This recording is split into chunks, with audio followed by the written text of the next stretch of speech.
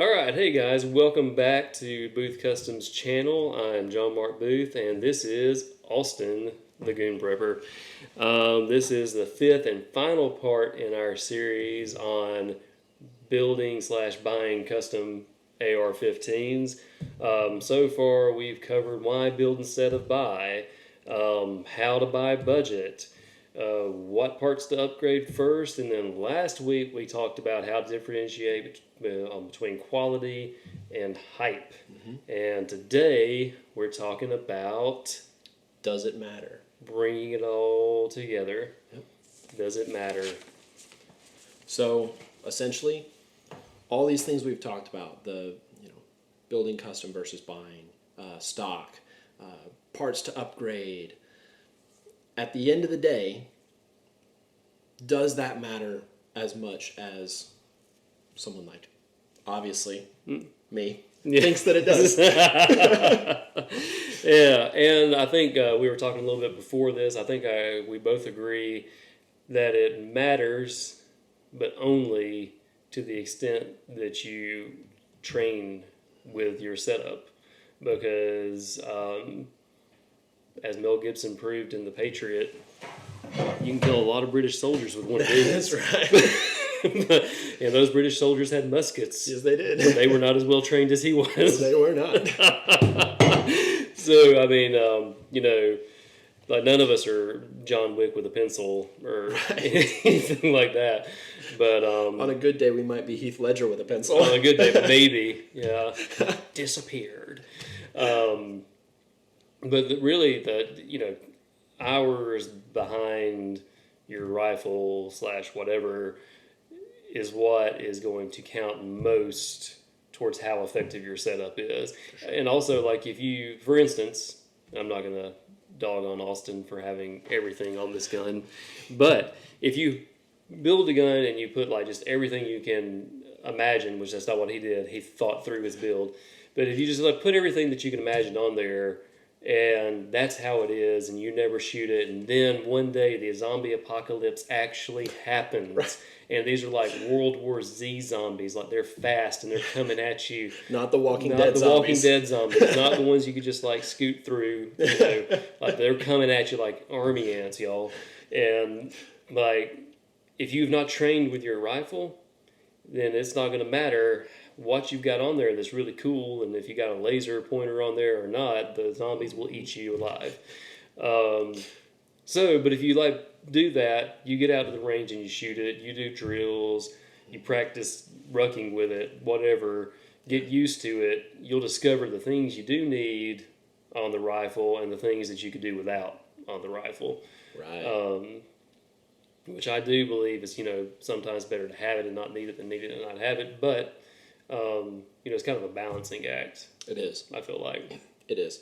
So.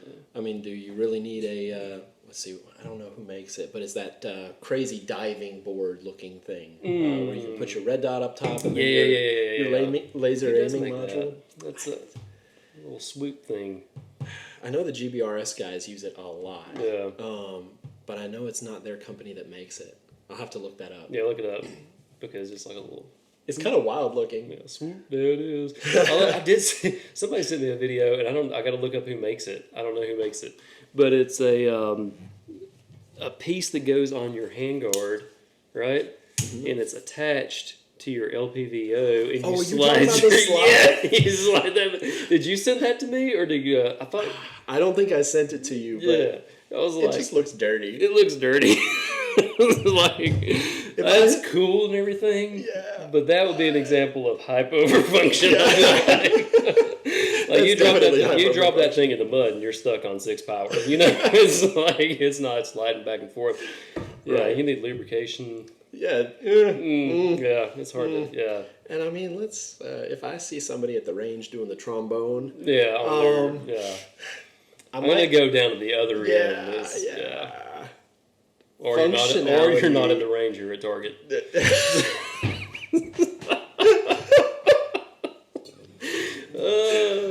Okay. Yeah. Thanks for tuning in. Well, that's the end of this channel. No.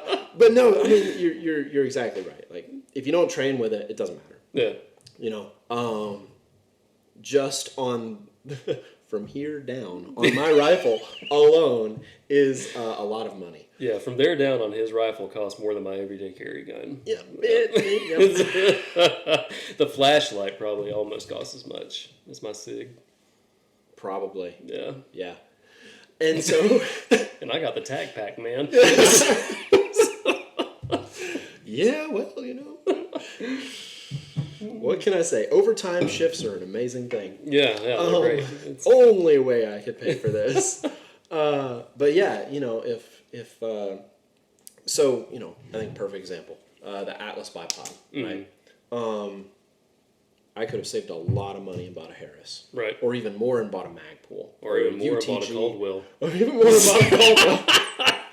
A lot of money saved on a Caldwell. I think they give those away now. Yeah, you know, you go to like a range shoot or something, they're handing them out with stickers. It's in the goodie hats. bag, yeah. Here's your swag bag and your Caldwell bipod. Right.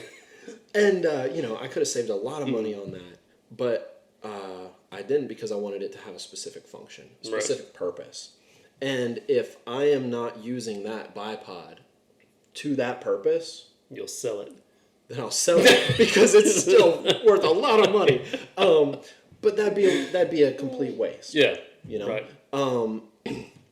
Another example, the piggybacked red dot. I mean, that's expensive. And until Primary Arms put out their own version of the piggyback, which of course they released like 2 months after I bought after you bought the that. Reptilia, which I like the Reptilia. It's very nice. Reptilian rocks. However, could have saved a lot of money Yeah. buying the Primary Arms. Right. And Primary Arms that's another example of like a budget friendly option that still makes quality things. Oh yeah, and all made to the same specs, the same material, just not in the U.S.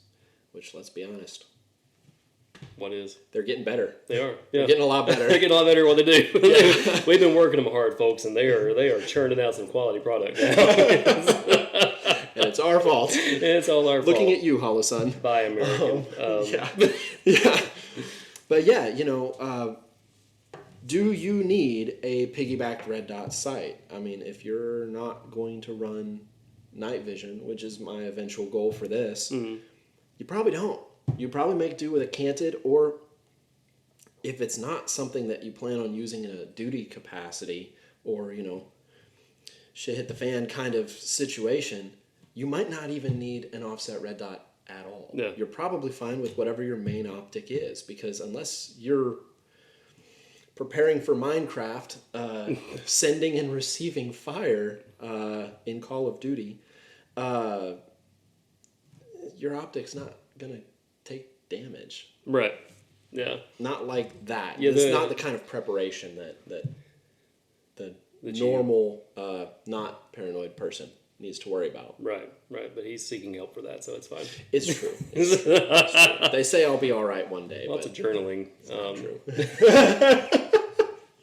But yeah, like exactly. Like I mean, if you, for instance, were building like a competition gun or something, you probably wouldn't need the optic on there. I've done a few competitions, not a lot. I'm not the magi of competitions, but the guys that I've seen out there, they were running LPVOs. They had the LPVO, and that was it, because at those ranges they could set it on one magnification and shoot. And even there was one, you know, if there were parts where they had to close range, then go over here and all right, well now we got a 300-yard target, LPVO, dial it up, shoot it, dial it back.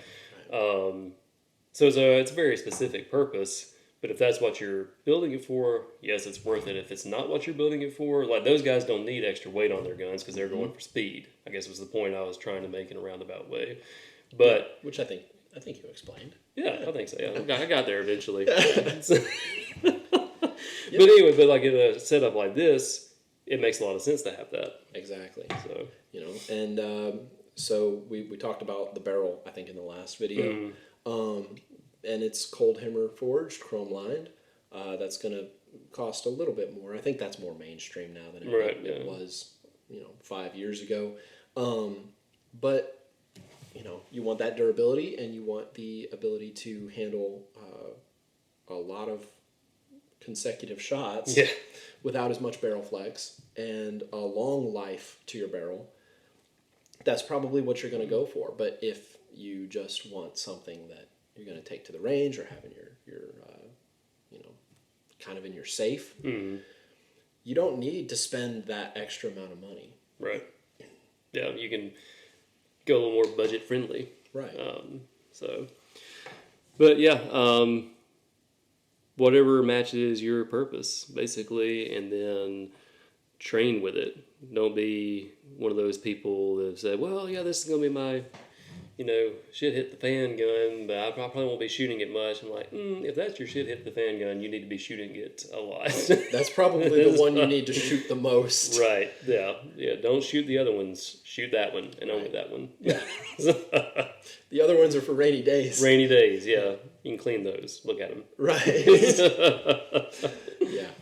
No, and I couldn't agree more. And there's so many places to get training anymore, even if, I think both of us have a pretty good grasp on firearms and the manipulation of them. But even us, I'm working towards getting some training next year myself. Due to budget constraints this year. You gotta have it before you can train with it, right? Crawl, walk, run. Right. He's been crawling through the gun parts recently. Oh, man. Finally to the walking stage. Finally to the walking stage. But yeah, and then, just go to the range. Yeah. Go to the range with it. And find a cool range where the range safety officers don't fuss at you for firing too fast. Yeah. It's key. Yeah. Key. Don't go to a communist range. That's right. But yeah, that's all I've got from the questions side of things. Anything else you want to add, just as a closer? I don't believe so, but I think we covered everything. Appreciate you guys tuning in. If y'all haven't seen the other videos in this series, go back and watch them. It's worth a watch. And thank you for tuning in this time. Hit the like button and subscribe and share if you feel like it. That's right. And leave a smiley face with some sunglasses if you're cool. If you're cool, yeah. If you're not cool, just don't. Just skip it. Maybe leave a thumbs up instead. Yeah. All right. Well, we'll see you guys next time on the channel.